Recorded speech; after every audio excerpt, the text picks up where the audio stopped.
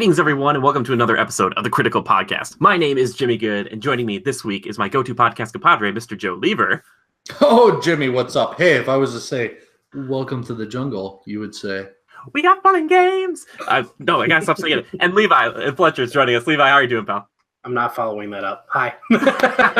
He's like, done. And also, we have a special third guest, but fourth person. Lily's joining us here today. She's just going to chill in the background. So if you see movement, it's just her. Don't worry about it. For all of our listeners, though, my golden retriever's sleeping on my bed. So you're like, who's Lily? It's a great golden retriever. I've met it a few times. Oh, she's a peach. She's a peach. I love her. Anyway. Let's get right into this. Thank you for all of our Legionnaires who are joining us here for the 98th time. We're getting very close to episode 100. And if you're unfamiliar with what we talk about here, we talk about a bunch of news, typically about movies, games, TV shows, things we just love so very, very much. The cookbooks. The cookbooks. I know that's usually, Timekillers maybe. Anyway, this week, there's only two pieces of news I want to talk about before we start talking about Monster Hunter World, because I want to let these gentlemen talk about that because it's something we've all been obsessed with. But let's get right into it. We've got some bad news for anybody who enjoys the game Paragon. If you're not sure what Paragon is, it's a third-person MOBA made by Epic Games, the guys who make Gears of War. Now, it's getting shut down. People were really worried that this was going to happen, but because the success of Fortnite and its Battle Royale mode, that company has kind of shifted around, and it's business, basically.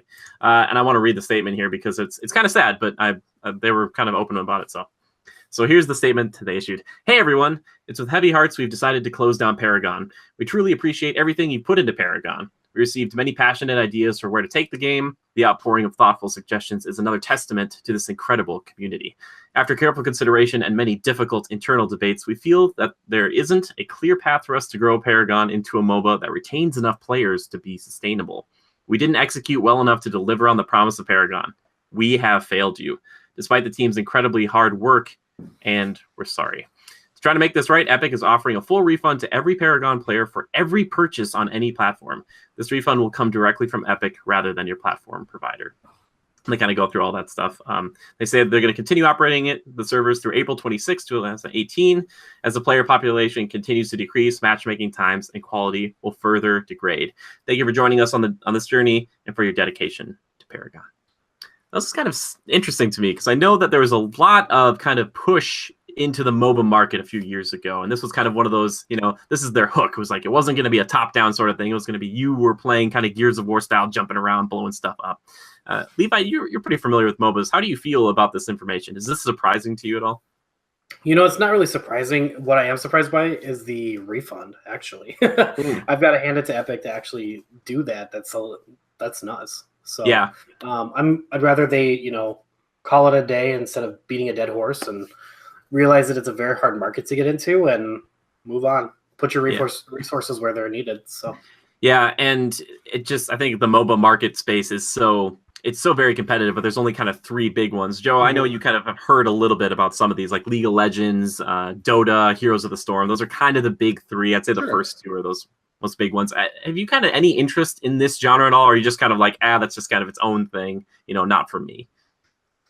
Not totally for me, but I do, I had some friends back in college, believe it or not, that played League of Legends, and I know that game is like monstrous and a big deal.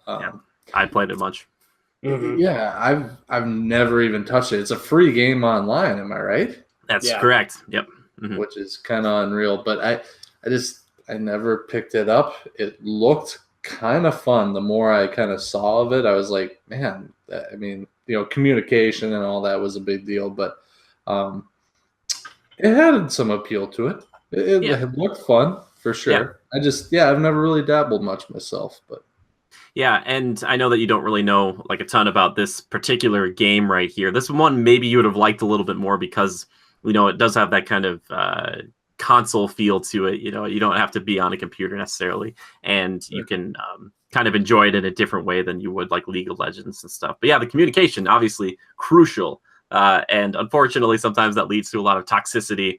And I wonder if, the player base it wasn't there. And because, like we said, the success of the Battle Royale mode for Fortnite, it just kind of, as a company, they just said, hey, guys, you know what? We're just making way too much money doing this. We should support this thing because this is our cash cow. We got to have all hands on deck milking this baby. And Paragon just dying and withering over here. It's like pulling people over from that. I don't think they were expecting that. Well, they weren't expecting that feedback, so. No, I don't think so. But I think it's a smart business move. I don't know if anybody on the panel disagrees, but I think it's sad that a game has to go away. It's nice that they're refunding it, but I think for Epic, as a game, generating company, they have to say, hey, what's working for us? What are the things we're making that are on running right now that are working or ongoing, and what can we see that gives us a future? Like, because if you're like, we're gonna put it all on Paragon, it's like, well, you might be dead pretty soon. Exactly. Like, and at the end of the day, it's a business, and the green paper speaks, right? Mm-hmm. I wonder if maybe it was a bad business move to only do PlayStation 4. I wonder if they could have had a better market. Yeah, was it PS4 exclusive? I forget. I think it was PS4 exclusive. I think that's what one of the biggest problems was. I don't know a lot of people that are like, I'm going to pick up a PS4 just for this game. So yeah, kind of interestingly though, I think Fable Legends is another kind of version of this. Fable Legends wasn't a MOBA, and that's one that got shut down. But that was a game that almost launched, but it was like a 4 versus 1 kind of evolved style, where it's like 4 players in third person going through an area and having a person plays the villain, and they kind of would see a map, and then they could like trap the villain or the heroes away from each other and send in monsters and stuff like that. And I think these kind of very specific multiplayer games that are only on one console, it's so tough. It's so tough to make that work unless it's going to be, cross-platform, or like it's going to be on multiple things, because there's not the support there for it. They can't support it. There's not getting enough money back from it. So it sucks. I'm sorry if you love Paragon and you want to tell us about it. I would love to hear people who love this game, because I remember looking at it a while ago and thinking like, oh, this looks interesting and it's cool to see something different. I used to see like the little ads on Facebook, and I was like, oh wow, okay, what is this? And I'm like, oh, PS4. I don't have a PS4. Yeah, at the time, so. Yeah. It's plus with you have to pay for online subscriptions for both that and Xbox. It's hard because like once you get one, you kind of commit to it. It's like you don't want to have both. If you're really lucky to have both, then you're kind of like, oh cool, I can try different things. But we're kind of committed where we are right now. But anyway, so I thought that was interesting. Sorry to anybody who loved that game. I hope that this doesn't mean that people are losing their jobs. It doesn't seem like that. It seems like Epic saying, hey guys, we're doing really well over here. We're just doing really well in the West Wing, and the East Wing's not doing so hot. So we're pulling people from the East Wing over. It's like, come work on this. So yeah, that's good news at least. I'd rather have that instead of them saying, hey guys, we're shutting down a lot of us because we can't. Paragon's just not doing anything. And, if they didn't have Fortnite. So yeah, interesting news. That's too bad. The other thing I want to talk about as far as news goes this week, I want to talk about Ant-Man and the Wasp. Yes, we had a trailer that finally dropped for this one, coming out in, I believe, July. Is that what it was? July? Yep. July, I believe. Yeah. I think it's July. All right. So my question to both of you guys, I'll start with Levi. Levi, you've seen Ant-Man. How do you feel about the first one? Did you like it? Ant-Man was actually kind of a sleeper hit. Not a lot of people expected big things to come from it, and I remember actually being in the theater with you and be like, that was actually pretty good. We were pretty surprised.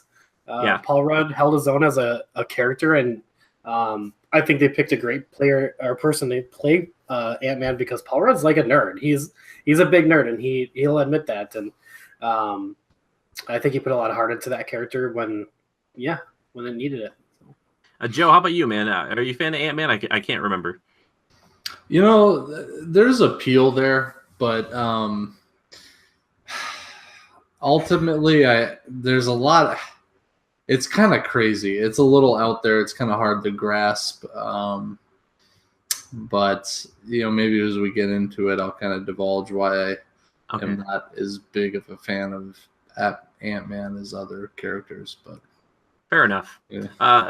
Yeah, well, I'm interested to hear that. I will just briefly say I liked Ant-Man. For some odd reason, I like to compare it to Doctor Strange. They kind of came out in a similar time period, and I kept thinking like, okay, it's these two new characters are kind of bringing a lot of different things to the MCU.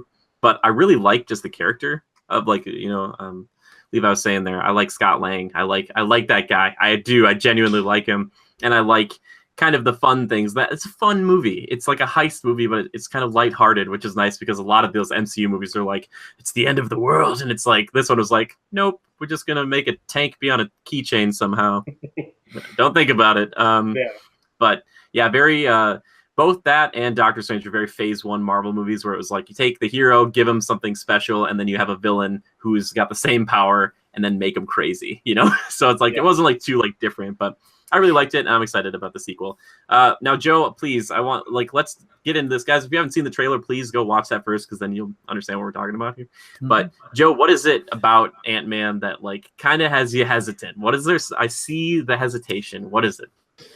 Yeah, there is a little hesitation. I guess, by the way, it does release on July 6th. Oh, thank you. Oh, that's a good time. Dang, Marvel. There's like, Independence Day. Yeah. I'm not going to see a movie. I'm outdoors grilling and chilling. 2 days after, though, Joe. I'm just saying. Suppose. Independence Day weekend, right? Because that's the... Yeah, what is 4th of July on a Monday or Tuesday? Wednesday? Oh, weird. So it comes out the weekend following that. Anywho, there is. I'm just thinking about what days am I going to get off work. Well, it turns out just Wednesday, folks. Just Wednesday. That's a bummer. Doesn't even link up to a weekend. So if you all want to write angry letters to my boss, the website is up. I'm gonna get a bunch of like letters. I'll be like, no, Joe doesn't like. He's not working for us full time, all right, guys. But like, if you want to send angry letters about like I should give him off the 4th of July, it's Wednesday. Jimmy, you slave driver. Well, you know, Wednesday's when we shoot the podcast. I don't even get free ginger ale, man. The Canada Dry here, I gotta pay 50 cents a can for. Those people are unresponsive. I try to tell them that we would do free advertisement for them, but they just... Oh, yeah. This week's podcast brought to you by Canada Dry Ginger Ale. That's Monster Energy drink. Crisp, refreshing. I mean, botched. Now we're never going to get one. Oh, God. And the sponsorship goes out the window. Hey, that's what they get for not responding. Right. So your Ant-Man hesitation. What is it? Ant-Man, that. My hesitation with Ant-Man...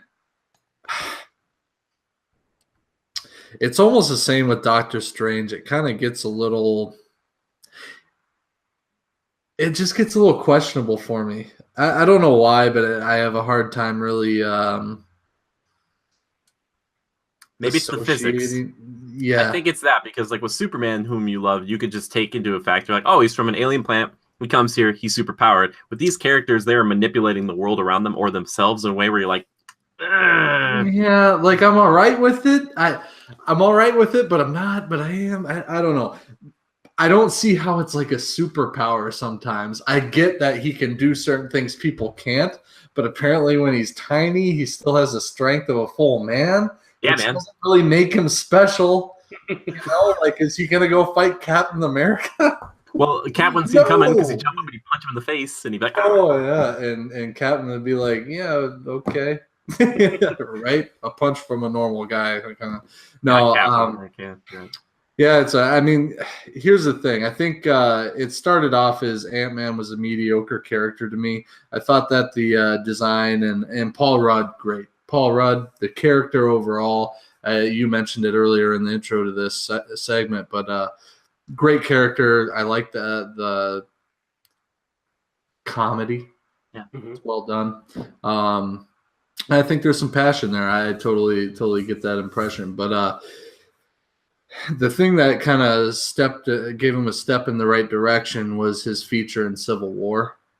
Yeah. Being able to see how he can be a player in something a little bit bigger scale kind of made him a little more concrete for me. It made me give him credit where credit's due. So, the whole moment of him in Iron Man's suit, like, oh, this is your conscience speaking. We haven't spoken in a while. That part. The fire retardant system done. I thought that was it was neat. You're totally going to need to take this into the shop. In that little bit of comedy there, it's okay. I enjoy it. And Paul Rudd does a good job of it. Ant-Man, the style and everything, totally fine. I just feel like, they take it down a notch to like this whole, I don't know, these crooks are after him, whatever. I don't know. Yeah. I don't know. The one thing that I like about this upcoming film is Evangeline Lilly's in it. I like her. Lost, The Hobbit, even though The Hobbit was stupid. Some bold hot takes here from Joe. I love it. Yeah, and the comment section goes wild. Haters gonna hate, whatever, man. No,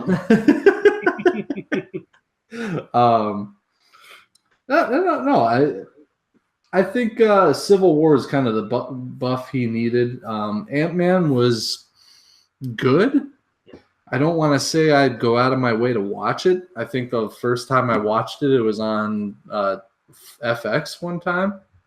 And I was just kind of like, I'll check it out a little bit. Went down the rabbit hole a little bit, but yeah, I don't know. Just not that stellar character that I gotta buy his movie, as soon as it releases, or I already bought my tickets to the theater. Sure.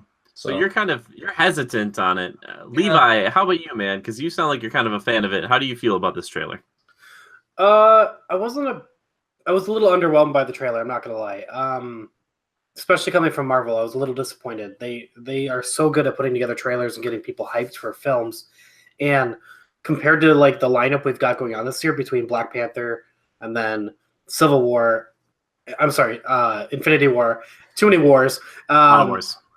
That's a big lineup to follow, and that trailer just did not. It kind of underwhelmed me for what we were about to see. I personally am not a huge fan of Evangeline Lilly. I like Liv Tyler a lot better. She's a better elf. So yes, here we go. We're causing a bunch of controversy today. I don't care. Bravo.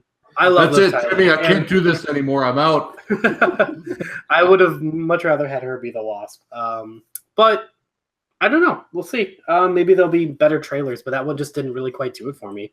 It didn't look. I don't know. It just didn't have that Marvel punch that these trailers have had. I mean, Black Panther was an insane trailer, and Infinity War, nothing's been viewed more than Infinity War trailers. So I think the issue we have here and the issue that Ant-Man will be facing is such an uphill battle. Ant-Man isn't anything right now that we haven't seen before. With Black Panther, we're finally getting a black superhero get his own movie in the MCU. That's new. Infinity War, we're seeing everybody come together. Like, that's what we've been waiting for. And to follow that up with just like, hey, it's another, like, that's the problem now, because after they did Civil War, it's kind of like thinking, why are any of these guys fighting and working alone? Yes, he has the Wasp and things like that, but they need another Avenger. You need like a Hawkeye in this one. You need somebody else to get people to be like, oh, okay, that's cool that other person's there. They might not be a big name Avenger. It's not like Thor's going to join up this movie, but I think that's what they really could have used. And maybe that would have been that Marvel punch that you're talking about. Like, you'd be like, and Marvel's been doing that shtick a little bit here. I mean, we saw that with Homecoming. You throw Iron Man in there, and anything can sell. I think maybe that's what it's missing, and maybe we don't know yet. We might not know. But I wonder if it would have been better slated for like a November release. Maybe not to follow up Infinity War so close. Yeah. And I don't know where they're at with the wrapping up for shooting for Captain Marvel, but I wonder if maybe that would have been a better choice than Ant-Man. Yeah. Oh, side note, did you guys see the picture of her on set dressed up as Captain Marvel? Brie Larson? Yeah. Joe, did you? No. I sent it to you, buddy. Oh, I know you sent it to me. Joe, you want to look it up quick. I think she looks great, by the way. She looks great. Looks great, looks happy. I can't wait for that movie. I'm like, really, the suit itself looks. You got to give it to Marvel, knowing how to nail down those suits. Yeah. One other thing that's kind of weird about this trailer is that if you're a Walt Disney World fan, such as myself, or Disneyland, they play like a theme in this song that is very, very reminiscent of the Haunted Mansion theme. If you watch this trailer and then type in the Haunted Mansion theme, it is uncanny like how close these things are. I don't know if we finally run out of music where people are starting to just redo the same ones. I know we've been doing that for a while, but it's very, very jarring and especially as like seeing Marvel's tied to Disney. I'm like, did nobody say like, hey, that's whatever. Maybe that's an Easter egg. Yeah, maybe it's an Easter egg. It'll be tied in. I will say this. I like watching that. There's that one little like part of the trailer where when it's Evangeline Lilly as the Wasp, and she's running and dodging knives, and then she kind of runs along the side of one, and that's one of the coolest things about this movie. Like in the first one, he kind of runs up the barrel of the gun and stuff like that, where you kind of take these very kind of smaller objects, and then you have them run along them as if they were like an entire room length. I think that's kind of fun. I think that's an interesting thing. Do more of that is what I would say. Just like have that be a big focus. But That's just. I think the closeout of the trailer with the Pez, like, no, like I'm not really about it. I think they're doubling down on the Thomas the Tank Engine thing, from the last movie. Yeah, that's what this is. Yeah, I know. It's like, and they don't really follow, the humans in this world. If you get shrunk down, you kind of have the same capabilities as you do as like a normal person. But obviously, they've shown now with like the tank in the first one, the building in this one, that these things do not retain their weight. It doesn't seem like the mass might still be there, but shrunk down somehow. But the weight is off because it's not like Michael Douglas could like take a building, could like put it on its side and then just like roll it, like it'd be like, ugh. Also, we were talking about this beforehand, but I was watching somebody's kind of breakdown of the trailer, Mr. Sunday Movies, who's been an inspiration for us. But somebody was asking him, like, if they don't nail down everything in there, is everything just like a mess when he puts it back? It's like all the cubicles and the chairs and, the refrigerators, like the entire building, he just puts it back up right and it's just all destroyed. And it's like, these are good questions. Yeah, okay. And riddle me this. Where the hell did the handle come from? He put it in there before, Joe. He made it. You know what he did? Joe? You see, he made the baby building, right? With the handle. And then he blew it up, and then he shrunk it back down. So it started as a baby building. Oh, it did? I don't know. That's maybe it did. Maybe that's the only explanation. There is no furniture inside. There was never a building.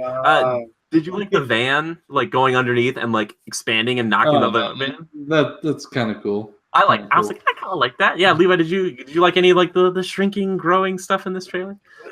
Yeah, it was okay. Not as good as the first trailer for the first Ant-Man, but. Okay, I don't remember that one, but again, it was something new at the time, and I think that jarring sequence in the first Ant-Man where he becomes like the size of an ant the first time, and like goes through that whole apartment complex is so like, wow, this is really crazy. Yeah, that's pretty cool. I mean, I obviously see the movie, and hopefully there's a lot more in that, but. Yeah.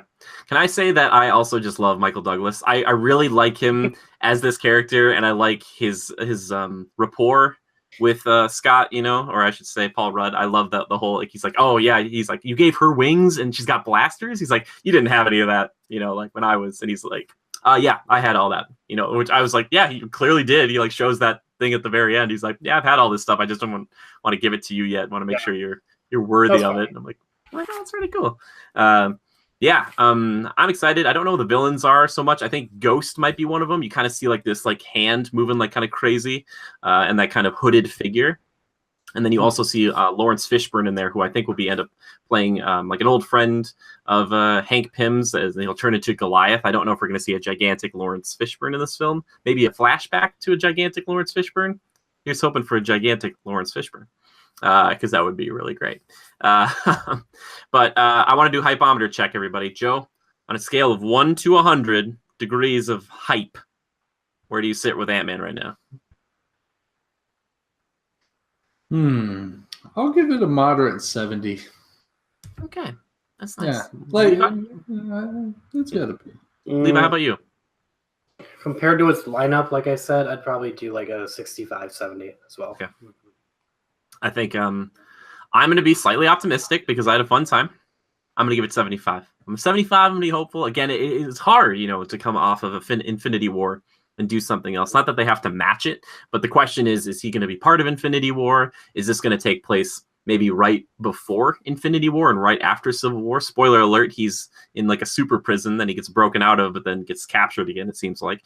So I'm not sure when this is going to take place, but that would be my guess, because it'd be weird to have him like the aftermath of Infinity War to already be decided. And he's like, I'm just living my life again, like on the run. Because like things like this don't seem like they would matter much when the whole world is about to end because a giant purple man has walked through and he's punching people. So, well, do you think it was, in the wake of Black Panther, kind of a new, fresh character that we want to learn a little more about, with a lot more mystery to him with the whole Wakanda and all that cool stuff. But in the wake of that film, in the wake of Infinity War Part 1, do you think it was necessary for them to even do a standalone for Ant-Man, or maybe for the sake of just introducing the Wasp? I mean, is it maybe because they want to have her? They want to have her there for. I don't know if she'll show up in Infinity War. If either of them will show up in Infinity War Part 1, but they want her probably for Part 2. Really? That's the thought. They're not calling it part 2 though, right? They're calling it something else. Yeah, we don't know what it is right now. But yeah, I'm sure they're going to try to do that. I think in a way, I think they want to try to get as many superheroes as possible into that film, into that next part of that film. And they want to have as many women too, because when you look at that lineup, it is not. It's the gender equality is not there. So they need some women there who have superpowers. You've got Scarlet Witch, and that's about it. Yeah, I'm sure that they probably will be in Infinity War. Let's be real. They'll probably play a small portion because I think they want to fit every single Marvel character in here. Small portion. Good job, Levi. Bravo. Yeah. I think they want to fit every single Marvel character into this Infinity War because that's what they've been touting. So, I wonder if there's ever going to be a chance that if after this whole Disney Fox thing goes down, if they're still going to try their best to just try to get Wolverine into this or any X-Men or any Fantastic Four members. I forgot to bring this up last week, but Sebastian Stan, the guy who plays Winter Soldier, Joe's favorite, talked to Hugh Jackman and he said like, "Hey man, when am I going to be seeing you?" Referring to like the MCU. And Hugh Jackman said to him, "I can't really talk about anything right now." And I was like, can't do could have said no. He could have said no. I'm done. Yeah, I know, but like you can't. You just gotta. Marvel has always had tricks up their sleeve. I wouldn't be surprised if something was big shown in. It'd be incredible, but it would be completely shoehorned because it's like, well, then they'd have to acknowledge all the other stuff the X-Men has done, and Hugh Jackman probably won't sign him for another 20. Except he's the only man on Earth who could probably be Wolverine until he's like 85 and still look like he's 45. Yeah. He's like ripped old dude. He's like, maybe not even Wolverine. Maybe it's just something small, Xavier, or maybe even like Silver Surfer or something, or maybe even like something to do with. Sure, not Hugh Jackman. I mean, they could really throw anything they want into it now, and yeah, I think so too. Joe, what do you think? Do you think they're going to try to fit something in that's brand new that they didn't have in the game plan before? I don't know. I think, like Levi said, they're unpredictable, tricks up the sleeve at every turn. So, can you start making some wagers? Are we saying Captain Marvel is going to get a little snippet? Yeah, they gotta show her. I don't know when Captain Marvel's showing up in Infinity War Part 1. You think? Okay, I'm wondering if I don't remember when the release date is for that because it doesn't necessarily matter because Captain Marvel's going to be shot in the 90s. I think that's supposed to be when so she could show up, and I think we're gonna get a good shot of her punching Thanos in the face at one point, and it's gonna be great. Like she's just gonna like the only person like. Yeah, they're not gonna defeat him in this movie. They're just. It's not gonna happen. No, it'd be such a letdown. It's been 10 years build up, and they're like, "Hey, we beat him," and you're like, "It's gonna be a cliffhanger, and it's gonna be a good one, and maybe that's when they'll be like." Oh my gosh, the X-Men are here to help us now. Like, yeah, exactly. Well, it just goes to show that we can't. It's hard to think past Infinity War, and that's why Ant-Man and Wasp maybe is so kind of not as appealing to us, not as exciting to us because we've kind of seen it and it's not really tying into other stuff. And we don't really know who all the villains are yet. We don't know, like they're on the run. It's just like, okay, that's fine. Yeah, we've already seen that with Winter Soldier. That's the problem. We've already seen a superhero on the run in the MCU. So you have to make it different, and hopefully they will. And also, like one of those cars in there, by the way, looks like a Hot Wheels car. It is a Hot Wheels car, and they made it into a real life-size car, and I was like, oh, that's but they're fun. Not driving it, are they? Yeah. Driving it? But it's not, Joe, it's not a Hot Wheels car. They make it look like one. So they have a real car, they shrink it to a keychain or whatever, and then you put it back in. It's tricky. They're tricky. Anyway, Ant-Man and Wasp. Crazy technology. It is. Captain Marvel. You guys have brought it up. Is this the photo we're looking for right here? No. That's a fan photo. Is it seriously? Let me send you the... Brie Larson? Yeah. That's some good cosplay, though. Whoever that is. Yeah. Good job. Oh, and the Infinity War poster. Apparently, Captain Marvel standing on top of a building. I think somebody probably photoshopped that. I'm just kidding. No, it's on the internet. It's got to be real. Did you know Ant-Man is in every shot of the Infinity War trailer? You just can't see him. That could be true. You're clever. He's just sitting on Thanos' shoulder all the time. He's just like, I'll stay here until they tell me what to do. I would absolutely love that again, like from Civil War, the whole like just staying on the shield until it's his time to do something. I'd love it if they just put him. Yeah, because Spidey takes it, and then Cap's like, he's like, all right, which was, That's such a good moment. Like having the ant punch the spider or whatever, kind of knock him away. It's like, all right, Joe, I just sent it to you. Look it up, Joe. Check it out. She looks good. I think she looks good. I don't know. I'm sure there's like controversy on like if she's comic accurate or whatever, but I don't care. I'm just excited to see a superpowered like Scarlet Witch is that, obviously a superpowered woman, but I want to see one that's like a Superman, like a Wonder Woman. Give me that in the MCU, and that's what we're getting. So so her pants are, I don't know. Okay, it's all fine. It's all fine. It's like they went for form fitting, but it wasn't form fitting. And then why are her boots kind of like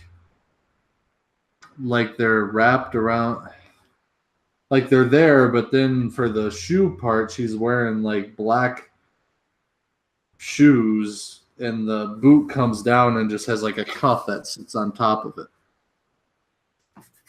Am I right? You see that? Yeah. I know that might be like we might be looking at like a like one of the costumes that might just be one that she uses for fighting potentially, and that she actually uses like her regular shoes with. But like I think in the actual, I'm sure in the full one she'll have like full red boots. This might have just been backstage walking around with just like the shell of it kind of thing. Yeah, so, you never know.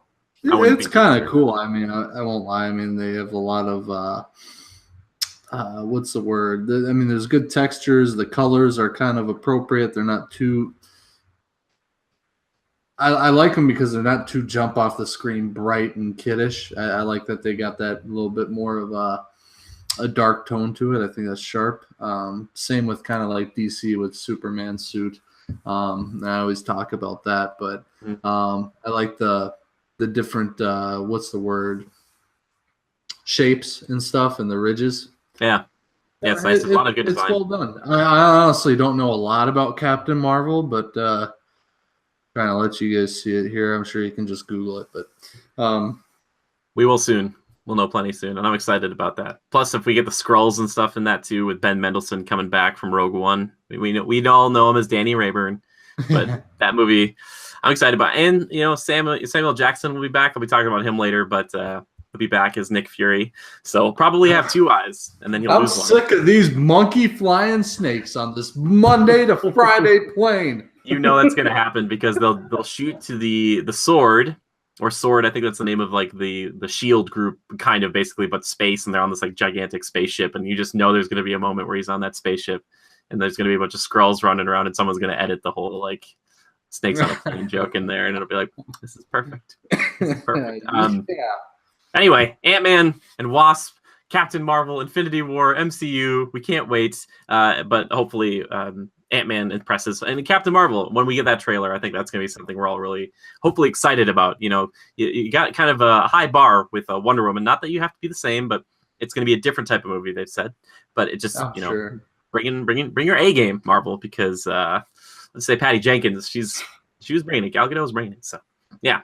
All right, guys, we've talked about these other things. I need to know what you think of this next thing. Monster Hunter World. Let's get into it. I want to talk about Monster Hunter World. I'm doing a review in progress right now. I'm working on the full review, but I want these two guys to talk first about this game. Levi, tell me, Monster Hunter World. Is it I don't worth like it. I like Monster Hunter World is amazing. Summed up in a very clever meme that I already sent over to you the other day. It's the game we needed. Gamers have been asking for. A final full game with no microtransactions, no DLC, no bullshit. Meat and potatoes. Thank you. Yeah, at least meat paid and DLC. Potatoes. Yeah, it's so much. Wait, you mean you guys didn't buy those armor sets the other night? They were like $5.99 a set. Horse armor. Okay, Joe. Now, again, like we're all pretty new to the Monster Hunter franchise. Joe, how do you feel about this? Just give like a brief overview, and then we'll get into the nitty gritty.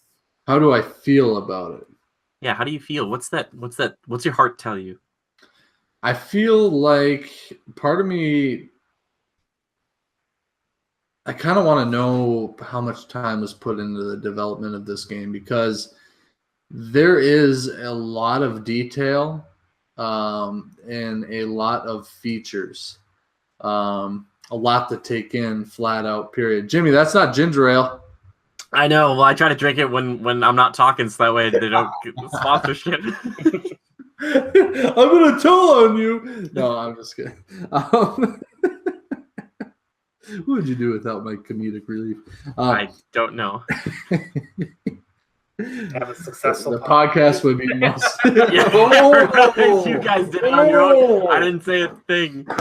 Jimmy, I can't do this anymore. It's like we're running a band, and Levi's like our new bass player, and Joe's just like, we got a good thing going, man. I know I need this bass player here. We're like, we love you, Joe. Oh, where was I? Oh yeah, the detail, the level of detail, the features, the weaponry, the upgrade trees. You know, I love the upgrade tree feature. It's a little complicated. You got to really think it through what you're doing. And create multiple versions or multiple trees of each of your weapons for certain engagements. And it's really interesting. It's colorful. It's animated. And overall, it's kind of pretty to look at. And it's fun to kind of immerse yourself in the world. So I think boxes checked as far as the Capcom's goals. But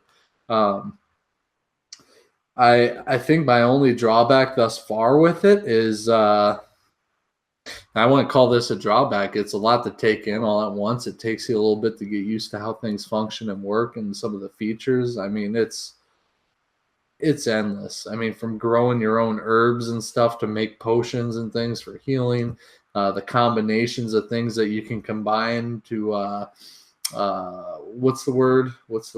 Your crafting items. I mean, it's an onslaught of information. It takes a bit to soak in, and I'm still not there. You know, Jimmy, you're probably the most experienced of any of us, and I'm probably the least. I just I learn as I go, and I'm getting the hang of it, getting better and better with every time I play it. But you know, for anybody who picks it up new or is about to pick it up for the weekend, something like that coming up here, give it a chance. You'll be frustrated to start, but you just got to kind of let it take hold, and it will for sure. And you got to kind of stand back and really appreciate what you're in. You know, it's kind of endless discovery. New DLC coming out down the road, and apparently it's free from what I hear. Yeah, and new monsters to hunt and things like that. New monsters, which they got it because I think right now there's 31 total monsters. So is that what it is?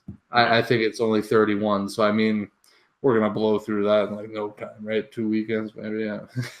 I'll say you've only seen like 6 so far, though, right, Joe? I've only seen here. Let me count them up here. So I've seen the Great Jagras, which is a common monster. The Kula Yaku, which is like a bird creature that throws rocks. The Puke, which I find to be a neat animal. The Gerardos, which is the kind of salamander fish thing. Baroth, the stone T-Rex. The Tobi Kadachi. I'm not going to describe it because when you play this game, that's probably the coolest monster you'll hunt for the first part. I'm sure there are more. I don't know them all yet. And then the Anjanath and a Rathian. Yeah, we killed the Rathian, right? Yeah, we did. So now I'm seeing a bug creature. God, if we get to a spider, I'm gonna freak out. Don't look ahead, Joe. Don't look ahead. Levi, tell us what weapon you've been running or weapons you've been running so far, and what do you like about them? What do you not like? Is there anything that you are kind of like you wish you could change? So far, I've been channeling my inner, Cloud Strife love affair and just playing that Buster Sword. Really digging that weapon. That actually feels the most comfortable for me right now. I want to start with some range weapons and stuff as well, and try something out.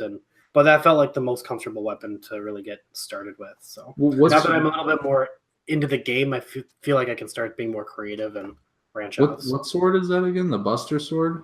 Yeah, Buster Sword. And how do you feel about it with the mobility and the speed of it? You got to get used to it, but once it hits, baby, I mean, I'm doing a lot of the damage. I mean, it's a backpack for you guys because y'all suck. So no, but even as Jimmy, like the damage is unreal. You know when something breaks off, it's more than likely because of the Buster Sword hitting with that final combo attack. The Busters, they call it that to start, but some people might notice like the Great Sword. I think that's like the classification of it. But yeah, it starts off the Great Sword, Bone Sword. Right. I used it for a challenge recently. It was like in the arena, they give you certain gear sets and certain weapons that you can use to fight certain monsters. And I went in there and I think I was fighting, I think it was a Pukey or something with the greatsword. And, you know, if you're ever playing with other people and you're like, why do they keep using this weapon? I just don't think they're effective with it. And then you get to try it out and you're like, oh my God, like you just like crank with that thing, like really. And I use the term liberally, crank it in the face. Seriously, that's what you do with this thing. And it feels so good. I think that's the biggest thing about this game. The gratifying combat when you chop off a tail or hit something in the face with a big weapon, you're like, oh, and it like lays on its side, and you're like, yeah, I did that. You're like, that was me. Yeah, the Buster Sword, man, that great sword. It's a good one. Joe, what are you running right now, pal? Tell us what you've been playing with. As of late, I started out with kind of your typical weaponry. I tried doing the dual blades or whatever, the two swords, just because I like the quickness of it and everything. But I realized quickly that I wasn't very effective. I would draw aggro, that kind of thing, because I was easy to get in, get out kind of a deal. But beyond that, I just didn't feel like I was a big contributor to, a 3-4 person team. So I switched off of that. I tried, I'm trying to think, what else did I try? I tried the longbow to start. It was okay. I didn't love it. That's kind of you got to be good with that, not to mention smart about when you're going to shoot and stuff, because it does draw aggro from a distance and they'll come charging you. But that's, what else have I tried? I'm trying to think off the list here. Oh, help me out, Jimmy. What are you maining? What's that? No, I'll get to that. I'm saving those two, man. The hammer was the other one that I played a lot of. Yeah. I mean, right off the bat, I kind of was like, longbow, I got to try this. And I was having fun with it. But then hammer, I was like, all right, I said before the game even came out that hammer sounds cool. I got to try, just lay some hate on them, right, and bash them. But it's good. I still like it. I still think it's going to be probably my top 3, my number 3. And I'll probably go back to it after I get to upgrade it again. And I'll probably, bolster it and then go back. But, I love running in there with that thing, and you can do that, the swing around or whatever. And you can knock off some pretty good damage with the hammer. But yeah, so I'd say that's my number 3. And then following that, I was like, man, I'm due for a change. I feel like I'm not being as effective as I could be. And I switched to the bagpipes. Battle horn, yeah, the bagpipes. And oh my gosh. You're so funny with that thing. Dude, what a cool weapon. And it's weird because I can kind of get in there and tank and beat up the monster, but on top, and it has a cool effect. I've got the blooming horn too. So it's like the puke tree.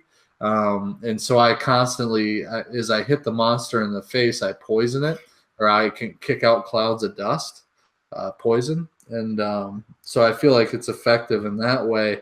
Not all monsters are that vulnerable to it, but I think it still does some work. And then it buffs all the players around me, so I'm doing things like I can help heal the team with small heals.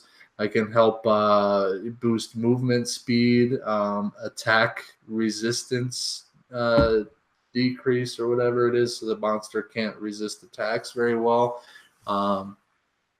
And I can also do something, earplugs it's called, and I think that's so the monster roar doesn't affect you, which I don't know how to do that one quite yet. But no, overall, I really like that weapon. I love being able to slide down a hill too and then mount a creature, and then that overhead swing, baby. But yeah, so then after that, I was like, okay, need to diversify, right? And now I'm on the gun lance. Done deal, probably my favorite weapon in the entire game. I just get in there and I stay in there.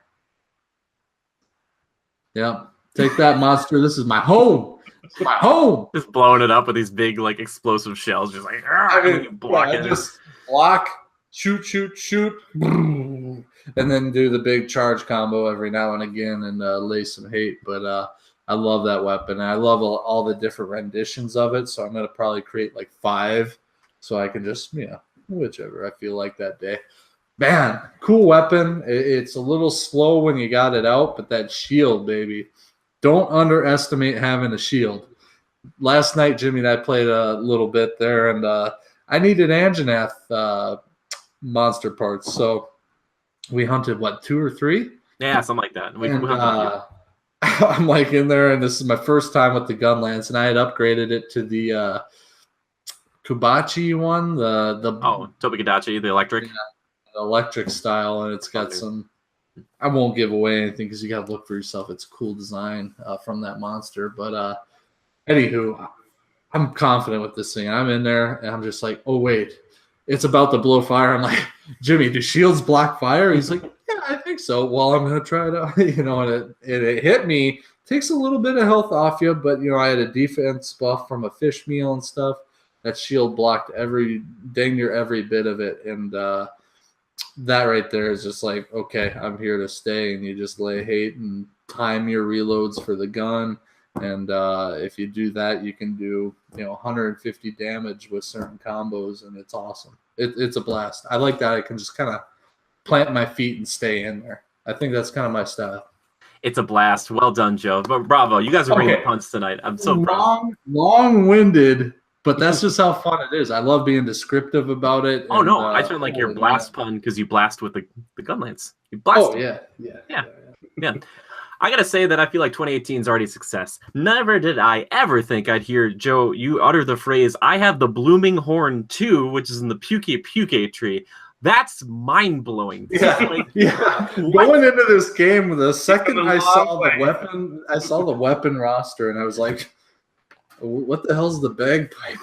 Yeah, you're on that. It's just the slow start to get Joe into more RPGs. Oh, it was weird. I was just like, okay, it's kind of weird. I'll try it, right? And so I immediately I created the bone tree and started upgrading it. And I was like, oh, okay, it's looking cooler now. And I forgot to mention, so it literally is like a horn. So like in the middle of a match, those buffs that I'm doing, I have to play a tune for that. Mm-hmm. So not only do I have to time that right to play the tune so I don't get knocked on my ass, but it takes a while to do. So you got to make sure that that monster's not eyeing you up, But it literally is what it says. It's a horn of sorts, and you play it mid-match or in the middle of a fight. It's something else. But yeah, looking at that roster, I don't think anybody guessed or would have guessed. Yeah, Joe will probably go with the hunting horn. Yeah, well, it's like a longer range hammer too, and I just never thought you'd be into like playing songs and stuff. I was like, oh, it's kind of more of like a support weapon, but you're throwing out the buffs, dude. You're doing lots of damage, and you're sitting there, like, yeah, exactly. It's interesting. Everybody's like, why is my sound glitching out? No, that's just the horn. Well, actually, we did have a garble, and I think maybe the horn played into it eventually because like the sound just got insane, like that. I don't know if that's like a patch they need to do in, but there is a little bit of a sound issue, yeah. I wonder if it's because the game has to okay, these players need to hear what he's doing, and it's kind of the game. Yeah. Joe, you mentioned Tobikadachi. Levi, do you have a favorite monster look like right now? Is there one that you just love the look of or love to hunt? Is there anybody that jumps out at you and you're like, man, that one's so cool? So far, I mean, I got to piggyback off of that. That's so far the coolest monster I've seen, but I haven't seen that many monsters as of yet either, so. Yeah, it's a good one for sure. I'm constantly interested to see the aquatic creatures. There's a lot of dragon flare in this game, but the aquatic creatures, I always think, I don't know, I feel like there's a lot of creativity they can run down with those. But needless to say, I mean, even if you don't have the game or if you're just interested, what does it look like? Go check out, like on IGN, the monster roster. It kind of shows them all off, and they have the icons for them because they all have like these cave painting designs. I love it so much. Which is kind of neat. It's like a little tile with a cave painting of them. A lot of details. And cool little artistic details that pay off in dividends. It's classic good appeal. JRPGs, right, Jimmy? Yeah, well, so exactly what we're seeing here is, by the way, I looked this up. It says that it was in development for about 4 years, Monster Hunter World. So they took their time with it. It's an on-running franchise, so they definitely had things beforehand to build off of. But that's just one devil in the detail. You open up your map, and you can actually like open up your book, and if you look to the top and bottom, like you're looking at the ground, like your person opened up the book and they're looking at this right now. The information in there, like you said, like the kind of the cave paintings, the hieroglyphics, I kind of call them, like each monster that's indicative of them, like those little stamps. So good. Like I wish there were 3D models, but this is such a great way to contextualize, like, okay, this is like the hunter wouldn't be like, well, here's like a beautiful 3D rendering of a Rathian. It's like, no, here's just like a little, this is the stamp. This is the stamp. So when you open up your map, you're like, oh, I see it. It's tracking and it's going over. Oh, I know right where it is.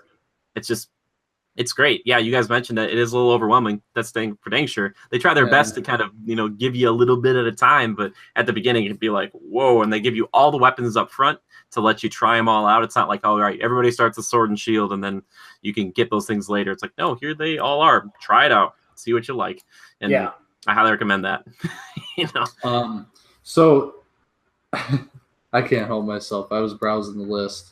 Don't I don't want you to spoil anything, Joe. I swear to goodness. Oda Garen. Yeah, I know. That sounds familiar, actually. It's going to be brought up later on. Have you faced it yet, Jimmy? No, not yet. It's coming up soon, I think. But I saw that was one of our Twitter responses today, and I was like, "Oh, I gotta get to that one." Yeah, that's officially my new favorite. Yeah. Levi, how about you, man? Joe's saying pick this thing up. Where are you standing? How do you feel? Like, would you recommend this to people playing it alone, playing it with friends, or playing it only with friends? Where do you feel? It's definitely something you can pick up and play alone. It's not one of those games though you're going to pick up and finish in about 30 minutes though. This is a game that's going to suck you in for a good 2 hours, and if you're not careful, 3 hours, and so on and so forth. We were trying to go out of town this last week, and I'm like, oh, just give me like 20 minutes. I got to hunt down this like Kalualua, whatever. I got yelled at because it's like, it takes way too long, and it's a good thing. It's a lot of fun. It's a lot of things to gather. It's a lot of things to do. So. Yeah, and you're an MMO guy, and this guy has some MMO kind of qualities to it. Are there some things in this that you feel like are more refined compared to MMOs, or are not as much? Yeah, they could have done a better job with the matchmaking, and I think they'll learn from this, and they'll build on that in the future. Because it's a little rough right now. But, I think they did a really good job of like putting the best RPG elements in there. Like I said, no microtransactions, no BS. It's just meat and potatoes, buddy. Yeah, and to explain to people, the matchmaking process, as opposed to being like a one-step process, it's kind of like a two-step process. It's more like I have to create an online session or one for like your squad, which you can set up, and I still don't really know the benefits of that, but basically, so that way everybody could just sign in, and you can either do an online session, join a session, or go to your squad session. So the hope is that everyone could join that squad session even when we're not all playing together, and then if I hop in, Levi's already in there. But you all have to be in the same like session, same area, like same version of the game, and then you have to then invite them to a quest, and then you have to join up the quests. And it's a little tough, but we've kind of cracked the code, so not that big of a deal now that we've learned. But you're totally right. In the future, I hope it's just like, hey, just invite the person, you're gone, like you're already going. I haven't really talked too much about it myself, but I've been around the longsword, and I've done a little bit of the longbow too, and I go into that in the review of progress. But I absolutely love the longsword. I love cutting tails off of beasts. I love the fact that you can take away a very powerful attack from a monster. That's really cool, and I love that the bosses these monsters, they don't gain a new ability usually at the end. Like some of them will ramp up and do some things like mid-match, but it's not like they're at the end of their life and they do this super move where they summon like 30 dudes or they shake the ground and things. It's like, no, it's just like they're literally on their last legs, limping back. You feel bad about it, but you're like, you gotta die. Do it. You gotta go up while they're sleeping and just You do. You start to feel a little bad, and and it's weird because some of them are pretty. They're beastly, but as I look down the roster, I'm like, oh man, I don't think I can kill that. No way. Yeah. I think there's even like a horse type creature. I'm like, what? Oh geez. You're gonna hunt that one and be like, I'm sending you to the glue factory. Gosh. Yeah, you do feel bad, and it's you're like, on one hand, you're like, oh, I feel bad for it, but then the other hand's like, Daddy needs a new pair of boots. Like, it's getting done. And then you start like farming them, and then you see them again and again. It's not like you're killing the only Rathian or only Kulu-Yaku left. You're like, it still comes back. It's not like, it's like, all right. I will say this, though. This game is the most apt description in its title. Monsters, check. hunter, you are literally hunting these things, and then you start to add like onto your own repertoire. Like after you've learned your weapon, you're like, cool, what else do I have? Okay, I can make different types of slinger ammo. I can make like little flash bombs and like blind the monster, stun them for a second. I can make these shock traps that paralyze them for a bit. I can make these pitfall traps that they can fall into, so you feel like you're like literally tracking and hunting them and using these things to your advantage, putting out meat that can put them to sleep or it can paralyze them. Like that is so rewarding if everyone's in their ghillie suits like waiting and they're like, he took the bait. Okay, Sparrow, let's go, go, go. And then everybody just kind of runs out. It's like, and it's so much fun. It's fun to play by yourself. It's way better with friends, I'd say, even though it does scale in difficulty. I highly recommend playing this game if you can. Please, you'll have a good time if you like. You'll have a blast. If you like third-person action games, this would be great. If you like third-person like shooting games, there's still that in this game.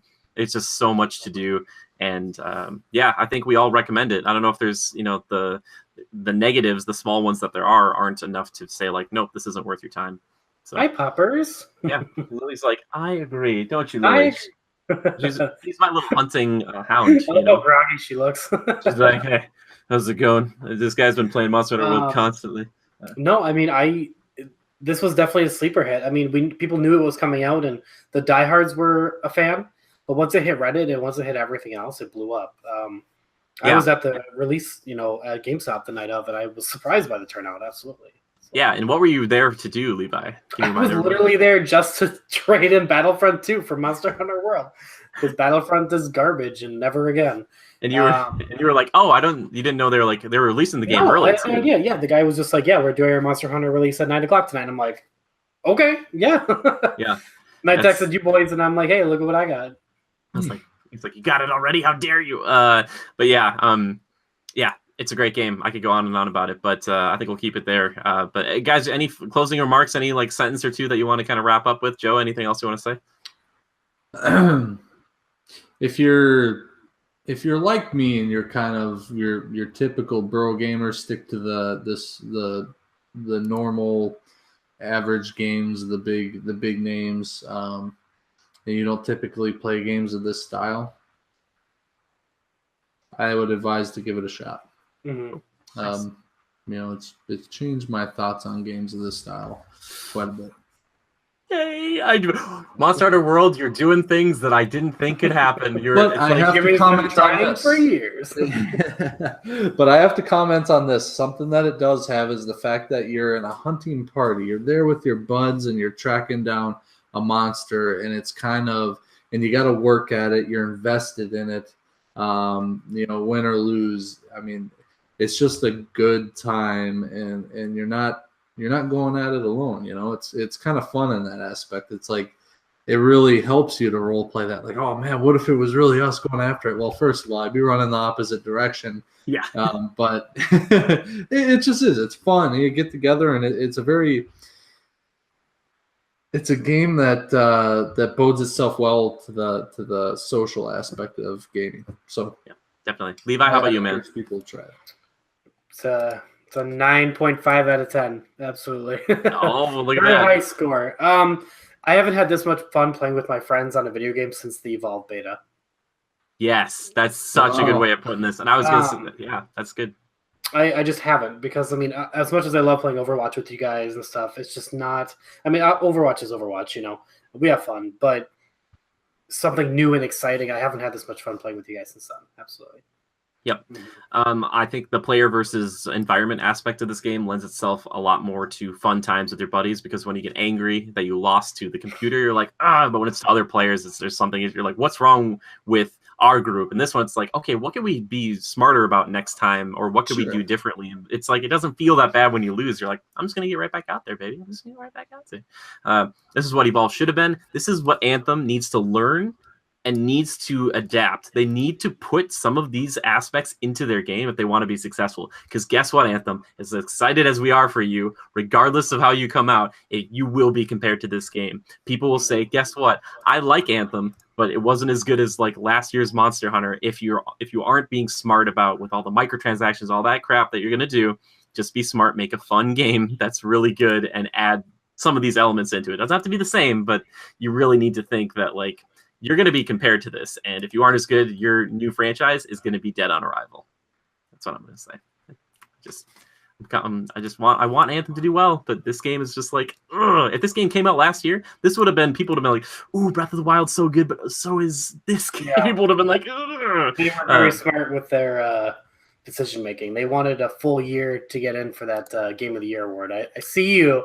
I see you, Capcom. Yeah, and Capcom, I hope they have a good year, and this is a great start. And I'm just hoping that one day we get this type of game, but with Legend of Zelda style mechanics, where it's like a full world. There aren't just kind of paths, or like little areas that you can be in. Like it's a full, like huge world you can run around with your friends, climb anything, do whatever you want. Like that would be totally incredible. So he's hoping one day. But anyway, There we go. We're done talking about Monster Hunter. We want to know what your Monster Hunter World experience has been so far. Have you picked it up? Do you like it? Are you kind of not sure? Or are you just like, nah? Are you kind of like, I'm not really into that sort of thing? But let us know. We also want to know what your favorite monster is.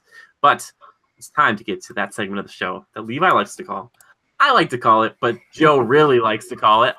I really like to call it Timekillers. That's right, Timekillers. It's the games we've been Why playing. do we always have to say it's so deranged? The movies we've been watching, the TV shows we've been viewing, the cookbooks we've been reading. The cookbooks. Joe, what have you been killing time with, my friend, besides Monster Hunter World? Oh, besides Monster Hunter World, I picked up Battlefield 1. Right? Yeah, you had it before. You just reinstalled it, correct? Yeah, Battlefield 1, the World War I era Battlefield game.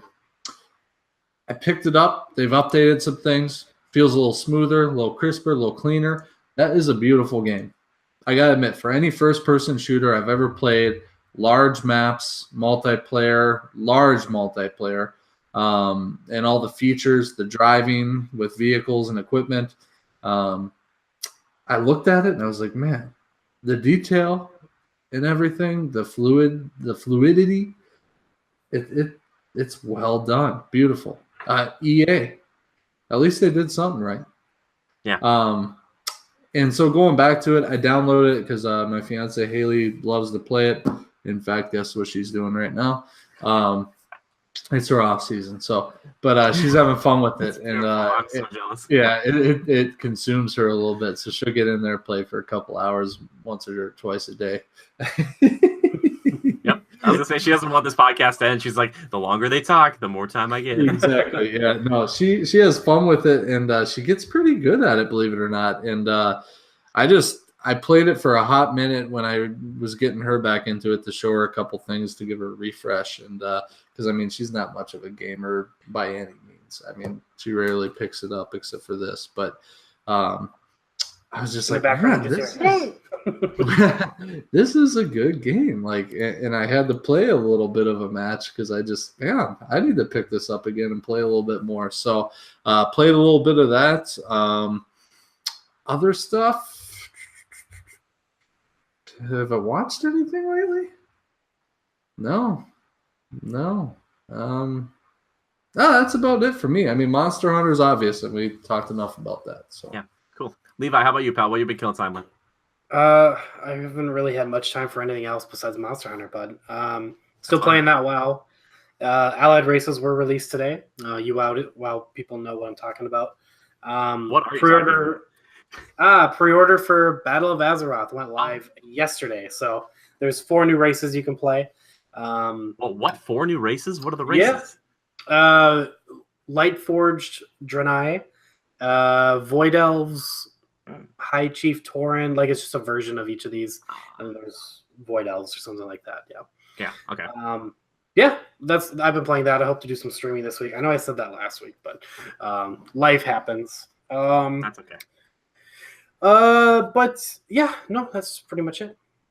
All right. Well, I got 2 things I want to talk about. First off, I watched The Hitman's Bodyguard recently with Ryan Reynolds and Samuel L. Jackson. I will tell you guys this. I honestly didn't think I would like Samuel L. Jackson's character more than Ryan Reynolds' character, but his character, the guy he plays in that movie, is pretty hilarious. I don't know how much of it was actually acting, because I think it was just Samuel Jackson laughing, singing, and doing whatever he wanted, and it was really funny because like he is like the goofy wild card who's like dangerous, but then Ryan Reynolds is like the straight guy, like the straight man. He's just kind of like, oh yeah, we gotta do it by the book, and it's just like, But Samuel Jackson in that movie was pretty. He's the only reason I'd watch it. However, I'd still give it like maybe a 5 out of 10. I would say go out and watch it. It's pretty like, there's a few funny moments, but it seems like you enjoyed it. I enjoyed it because I was watching it with my sister and brother-in-law, and I told them it was between that and watching The Dark Tower, I think. Oh, yeah. I think. But anyway, I said we should watch a comedy because comedies are always better with more people. If you watch a comedy by yourself, there's a good chance that you might not laugh half as much as you would as if you were with a group of people. But when you're watching a stupid movie and you get one person to laugh or somebody just really thinks something funny, sometimes you can just laugh because they're laughing, So I was like, let's watch this one. Yeah. The other thing I want to talk about, and I've talked about it in the past, I just finished my second run through of the dubbed version of Code Geass, Lelouch of the Rebellion. Now, I know that sounds like a really intimidating, crazy long name, but it's an anime from a few years back, and it follows the story of this young man named Lelouch, who happens to be, I think, like 17th in line for the throne of Britannia. And now this world, Britain is basically taking over most all of it. And Britain is going to come and is taken over Japan a long time ago. And that's where Lelouch is right now. He's a student there, but they thought that he had died or had gone away. So he's kind of living under the radar. Britannia doesn't know he exists. What happens is he gets involved with a rebellion of these people who are trying to rise up, these Japanese people who have been rebranded, and this number 11, because that's Area 11. That's where Japan is considered now for Britannia. So basically, he ends up becoming the leader of this Japanese resistance, even though they don't know who he is. He wears a mask, he has a cloak, and he's named Zero. And he gets this ability called Geass, which allows him to look at a person and give a command, and they will follow it no matter what. So it's this really cool thing where he can only use this power on a person once, though. So he gets some soldiers to kind of kill themselves, but he can get other people to do other things. And it's really, really fun to watch it. It's very well done as far as animation goes. There's a lot of really cool mech suit battles in there, which I really, really love. They also have a lot of kind of plot, political intrigue, that sort of thing. It's Lelouch is kind of a chess master, so you can see him in a battle. He's always kind of in the back line, kind of telling people where to go and what to do, and you can see these grand plans come to fruition. And it's just so well done. The voice acting for the English dub is incredible. Johnny, I think Young Bosch, the guy who plays Ichigo, you might know from Bleach and some other things. He voices Lelouch, and he does an excellent job of being Lelouch, just this regular kind of teenager going to high school or this private school, but then also becoming the leader of this resistance. And just the vocal changes are so good because he'll be 1 second, he'll be, in this mech suit talking as this leader, and then he'll be on a cell phone as his student self, and it's he can just go right back and forth between it. It's just it's so good. I highly recommend it. It's only 50 episodes long, and it goes by so fast. It is the fastest anime I've ever watched, and by that I mean the 20 minutes go by in the blink of an eye. Every episode's like a cliffhanger. It's always I just want to watch one more. I'll just watch one more, and I'm like, oh, what time is it? So yeah. Do they actually, in the Japanese or the English version, do they pronounce it Geass? Yes, they do. I always get nervous that the Japanese will say gas, and then in America it's like gas attack. They did a very good job. The other main character, his best friend, who kind of ends up, he is a Japanese.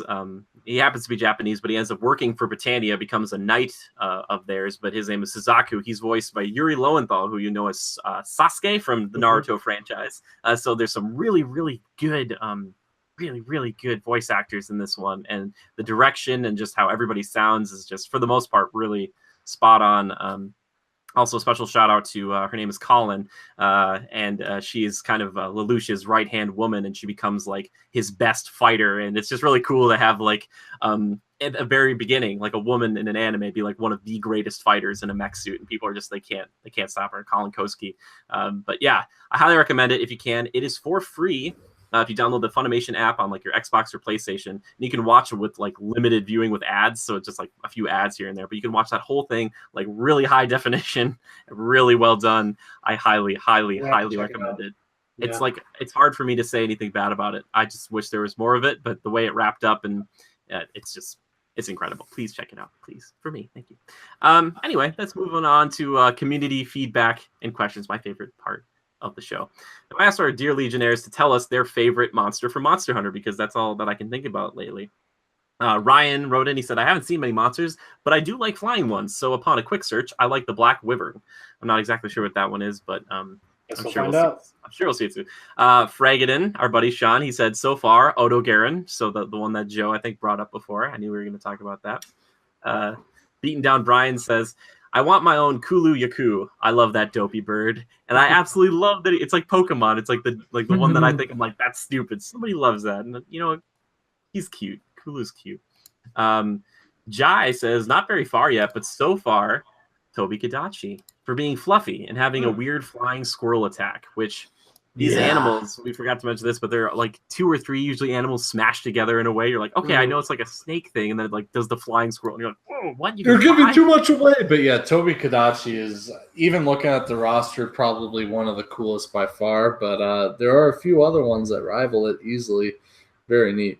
Yeah. So, first question comes in from Honeybee Proud.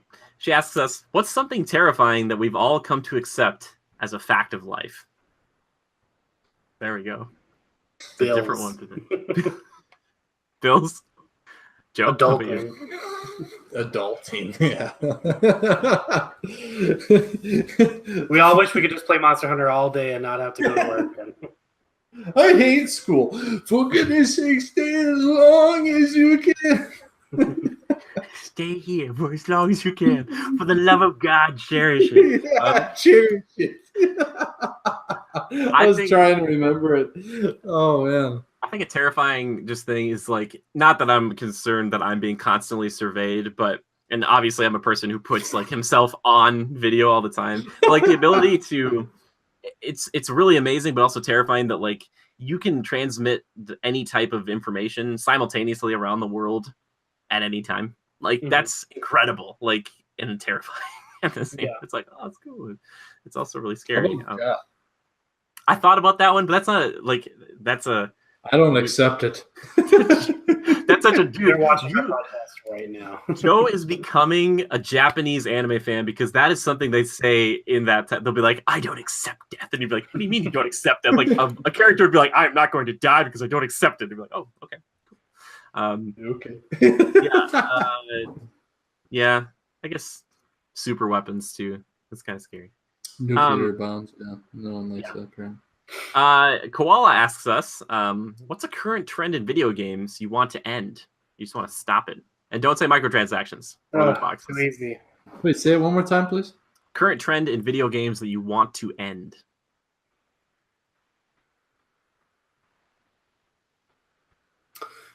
Well, you brought out everything. I mean, it is microtransactions or loot boxes. That's all I could think of that are really bad trends right now. I don't know. That's a good question. That's a thinker. I know. I like these types of questions. A trend. Can you say like no more MOBAs? Like we don't need any more MOBAs. We don't need any more. Sure. We don't need any like more player battle, underground. How about this? I know I said no loot boxes or microtransactions.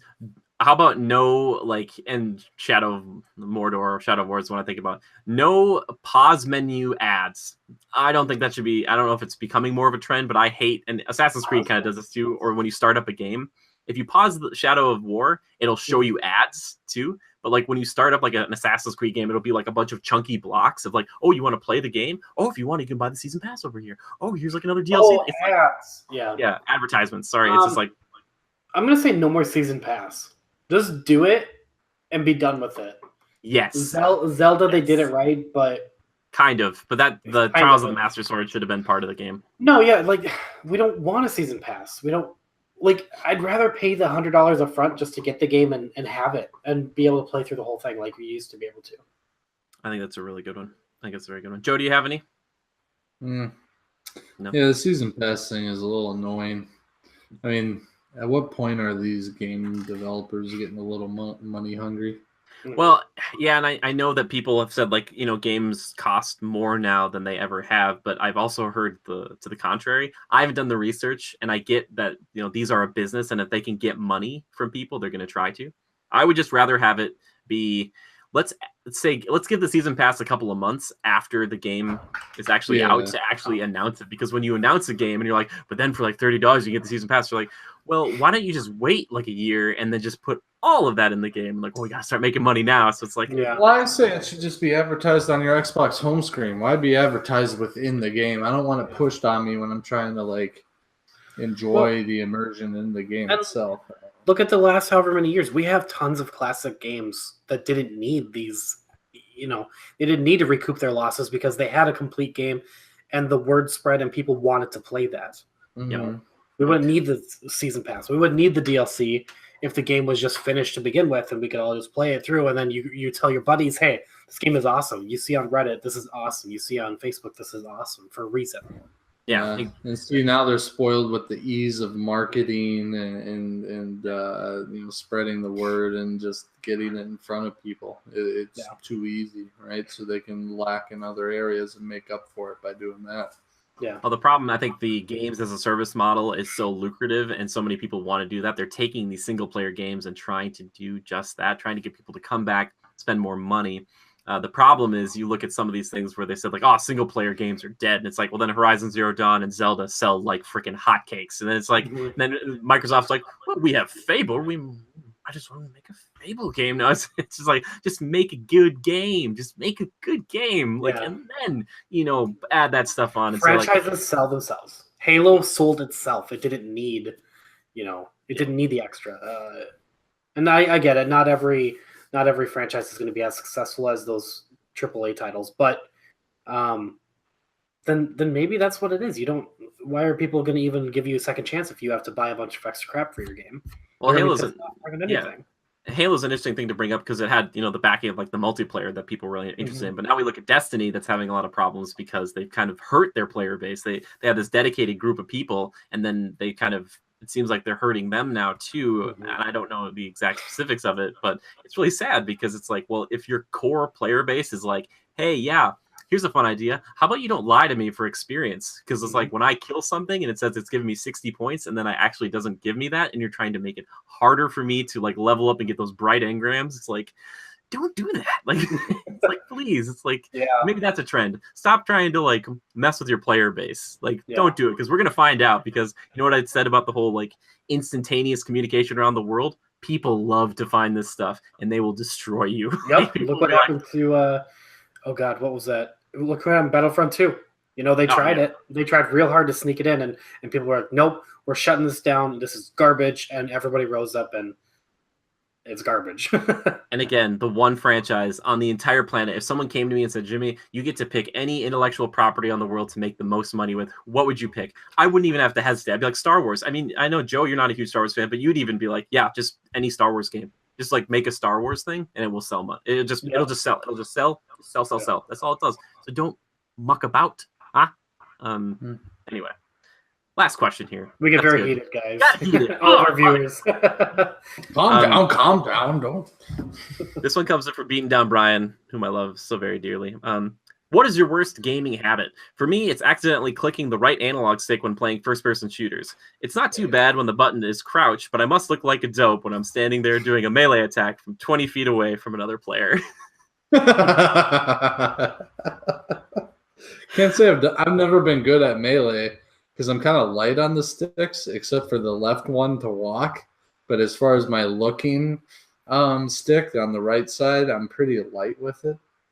Sure. So I typically never accidentally click down on it, but that's a funny one. I like that. I do too. I really like that one. Yeah, what was it again? So what are worst gaming habits? Yeah, worst gaming habits. I don't know if it's a bad habit. I just collect everything in every game. Like Skyrim, it's not even fun because I spent 2 hours just collecting shit and flowers and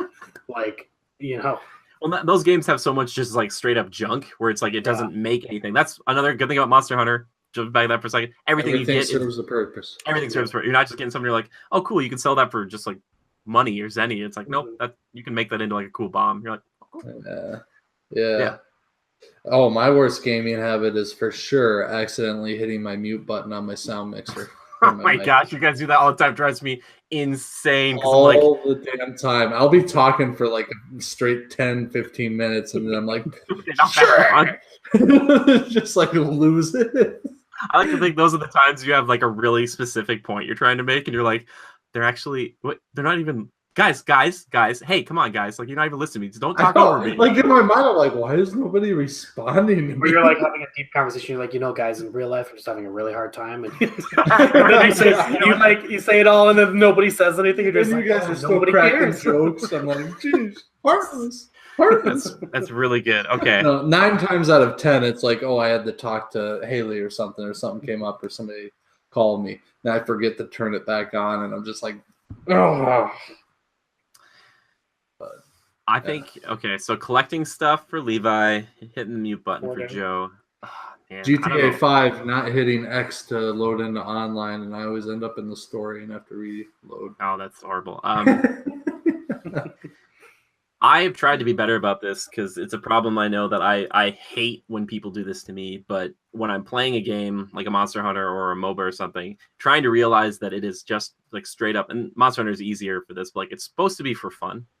Like I try not to be bossy. I try not to tell people what to do. I try to ask questions, like as opposed to being like accusatory, be like, hey, did you pick this thing up? Or, hey, did you remember this Rathian tails over here? You want to come grab this?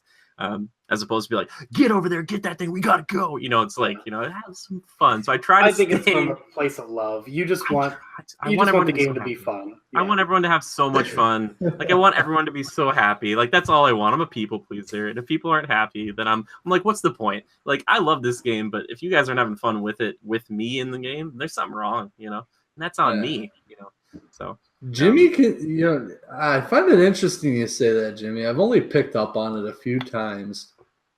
And if I was to say that you get that way in any game, it'd be Overwatch. Yeah. It's when certain things like coordination doesn't go the right way, Jimmy gets ultra competitive. It drives me nuts because it's like I picked a character to specifically pair with you. It's like you picked Pharah, and I'm like, I'll pick Zarya. And in my mind, I see this amazing moment where we kill 2 or 3 people with our combined ultimates. I'm saving my ultimate for so long, and Joe finally gets it, and I'm like, all right, Joe, here we go. And he's like, I just used mine on a Tracer. And then I'm like, did you kill her? And he's like, no, I didn't. And I'm like, And then it's like, why are we winning these games? There's like 3 of us on the same team. Like we watch these other teams just destroy us, and we're like, "What did they do?" And I'm like, they all shot their same ability in one circle area, and they killed us all. And it's like sometimes it's a timing factor, and I notice a lot of times that happens on like a payload attack, and it's like I get there just a split second before you, and I get too much hate laid on me, so I'm like, I gotta lay it out there, Jimmy. Sorry, hurry up. You're like a skunk. You're like, I gotta go. Like flight or fright, fight, flight or fright. I don't.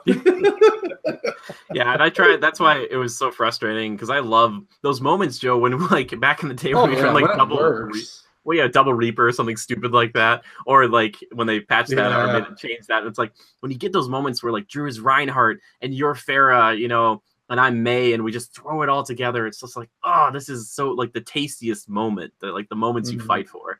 But yeah, that's that game stressed me out a lot. And I try not to get stressed out. I'm like, I was a little scared there for a second. I was like, I was gonna put up a little sign that said, Joe, he can hear us. Be careful. with your confession there. Be careful. No. I never have a problem playing with Jimmy. Never. No. I think it's from a we all get competitive now and again, right? That's the point of the competitive game. Yeah. Jimmy, we have a bossy friend that is actually just too bossy, and it's me. It's me that you're talking about. It's not you. We love the guy, but I try to lead by example. That's what I try to do with everything in life, and I try to remember that. And Joe is it's a perfect call out because that is the perfect example of a game where I'm like, I get so frustrated, but the problem is like win or lose, it doesn't really matter. Like my season ranking, I don't really care about it. Like, when I think about, I'm like, okay, it's the intrinsic feeling of the win versus the loss. But when I win sometimes and I'm stressed out, I'd rather take a loss that I was like, we just got stopped. There's nothing I could do, as opposed to a win where I'm like, like afterwards, I'm like, oh god, I shaved seconds off my life for this, Yeah. But yeah, he sticks with me, But then again, there's a lot of times like I hear Joe, he goes woohoo, and it's like in my ear, and I'm like something good happened. I don't know what happened. That's not a bad habit. That's just good old fun times. I know. One thing I love that you and Drew do, Joe, is like you'll just swear, and then I say it, and I try not to be mean, but I'll be like, I'm like, that doesn't help me. You don't. That is not information for me, guys. I don't know what's happening. He's just like, and then I'll be like, Joe, what? And he'd be like, oh, this guy came out of friggin' nowhere, and I'll be like, what happened? Yeah, no, it's like in Overwatch, I'm on one side of the arena and Jimmy's on the other, and I know it, but he doesn't quite because he's engaged and I'm swearing and I'm like, oh no, this guy's all over me. Where are you, Joe? Where are you? And I'm just like, and I'm like gritting my teeth trying to get out of an intense moment. But there's something that I'm guilty of, and I kind of touched on it. Is I will get trained on something, and I don't want to say zoned out because I am like coherent. I'm just like kind of zoned in or honed Tunnel in. vision, maybe. I get that too. If you want to kill something, I won't hear what people are saying, so I won't pick up on. Yeah, I just said that, Joe, and I'm like, sorry. I think it's funny. Too much media in my face. I feel like I'm a 911 operator talking to you, Joe, and you called me in, and you're like, "There's a guy in my house," and I'm like, "Sir, who are you? Where are you? What's happening?" And he's just like, "He's here." And then you hang up, and then I'm like, "He's here. Trace the call." Beep. Yeah, It's too funny. Oh, I love you, Joe. Bad gaming habits. What a good question. That was bravo. fun. That's such a good question. Thank you. It's so good, and it's a place of love. We all have these problems. I want to know what other people's bad gaming habits is. Maybe I'll ask that next week because it's like it doesn't have to be something that's like a personality thing. If you just are like a person who gets so angry, you like whip the controller across the room. I never do that because I remember I hold like a $60 or $70 piece of equipment, and I wouldn't want to like destroy that. So I'm always like, remember, Jimmy, you can't break the controller. Just like walk away for a bit. Walk away. So. Yeah, excellent question. Well, if you ever have a question for us, please feel free to message us or tweet at us at any time. You can tweet the hashtag Critical Podcast to any of us. You can tweet at our official account, which is at GoCritical, so the capital G and a capital C, or you can tweet at me personally. I'm at JimmyGood013. If you want to tweet at Joe, you can tweet at Lever_627. That's Lever, just like Beaver, only with an L. Mm-hmm. And if you want to tweet at Levi, you can tweet at Levi Fletcher. Oh, very good. I want to. It's too easy. It's easy, but I like it. Like the jeans and as Levi alluded to before, we are streaming here on twitch.tv/critical reviews, typically Monday and Thursday afternoons, but sometimes nights and other times. So please keep it locked on our Twitter account. We always tweet out when we're about to play. I want to thank a few people. I want to thank This is Daleb for our great outro music. And I also want to thank the one and only, the very talented Mr. Jorn Evers, the guy who does pretty much all the art you see here on the channel. He's very, very, very, very good and reasonably priced. If you want a commission done by him, just check him out at Niraj28 or at Jade Circle Art over on Twitter. But if you want to help support Jorn and us at the same time, keep this show going, keep the glorious campaign funded, check us out on patreon.com/critical reviews. Throw in $1, throw in $2. We appreciate it. We really do. But if you can't do that, yeah, we appreciate it. If you can't do that, share us with a friend. That helps a ton too. We love the likes and the shares and all that stuff. That really helps. But if you literally sit someone down and say, like, watch this thing, or just send them a link to a review, that helps. Tape their eyelids open. Tie them to a tree. Mm-hmm. Don't do that. But you know what? If you support us, you get really fun things just like this. Because guess what? It's time for a bonus quick round draw of Quick Draw. What? Oh, what? You didn't think I was going to do a game at the end? I wasn't ready. Yep. We're going to do a quick. It's going to be very quick. We're going to just do a quick round. All right, everybody. We played this last week, but it's a little different this week. We got to make a noise this week. Yep, we're making noises. So when you do the quick draw, yeah, make a noise so I can see. Bam. So what we're gonna do is G18. We'll try to watch. Anyway, so this one, here's what we're gonna do. I looked up scores on Metacritic for a few different franchises of games. Okay, and I want you to tell me which one has the lowest review score. And these were all on Xbox One, just so everybody knows, because there's like a PS4 version. I was like, yeah. Okay. All right, okay. You guys ready for this? Here we go. Making it harder. Okay. Call of Duty. Here we go. Which one has the lowest score? Call of Duty Ghosts, Call of Duty World War II, or Call of Duty Advanced Warfare? Boom. All right. He's gonna get it. Joe? Call of Duty Ghosts. Get quick scope, baby. Yep, that's correct. Call of Duty Ghosts 78, World War II 80, and Advanced Warfare 81. All right, next one. Joe's on the board with 1 point. Gears of War. Gears of War 1, Gears of War 2, or Gears of War 3? Bam. Levi. Gears of War 2. That is incorrect. What? I know. Joe, do you have a guess? Bam. Yep. Gears of War 3. Also You can't incorrect. What you said? Gears of War 1, 2, and 1? 3. 1 got the worst. 1? Wait, hold on a second. I'm sorry. Joe's correct. Oh, I'm like, there's no way that Gears of War 1 got the worst. Yeah, they wouldn't have made 2 and 3 if 1 was bad. I thought the 2 had a little bit of a... I was testing people. Anyway, very good. Gears of War 1, 94. Gears of War 2, 93. Gears of War 3, 91. Oh, those are all still pretty... Gears of War is pretty solid, if you know what you're getting into. All right, but another, just kind of like its counterpoint over on PlayStation, the Uncharted franchise. Uncharted 1, Uncharted 2, or Uncharted 3? Who got the lowest score? Bam. Levi. Uncharted 2. That is incorrect. Son of a... Flip the table. Boom! Bam! Joe? Uncharted 3. That's also incorrect. Bull crap! Wow. Yep. Okay. I thought we were just going to do a process of an elimination thing. It's I never couldn't. one. I It's didn't either think it was 2 or going to be 3. 3 at all. Wow. It was, this is how it goes. Uncharted 1 is 88, number 2 is 96, and number 3 is 92. So number 1, yep, 88. I agree with that score. That game's got some issues. But it's still a really good game. Yeah. All right. So Joe's going to win this either way, but we're just looking to play it out. Assassin's Creed, everybody. Assassin's Creed Origins, Assassin's Creed Syndicate, or Assassin's Creed Unity? Bam? Levi? Syndicate had the worst? No. Yeah. This is a give me one. Joe? Unity. Yes. Very good. Yeah. Unity got 72. Unity Remember, was the Unity was the bugs. problem. Yeah. Dang it. Syndicate 78 and Origins 85. Yeah. That's all right. That was a fun little game of Quick Draw. Joe, you do win a prize for this. This is the prize that you win. Here's a song for you, Joe. Okay, That's just say it was cool. Disconnected. Come on, that was beautiful. Here I go. If I was to say welcome to the jungle. We got fun and games. We got people. Much better. Much We got better. people we can find whatever you may need. If you got the money, honey, we got your disease. Okay, Much I'm better. sorry. I slave over a hot game for you guys all day, and then this is what I get. Anyway, It was good. It was fun. Thank you. I like those. All right. Well, Joe, thank you for being on. Levi, thank you for being on. I really Thank you, appreciate it. Jimmy. Yes, thank you. And thank you, dear Legionnaires, for checking us out. I hope you had a good time. And until I can't even say it, until next week, just remember to adapt and overcome. We'll see you then. Bye-bye.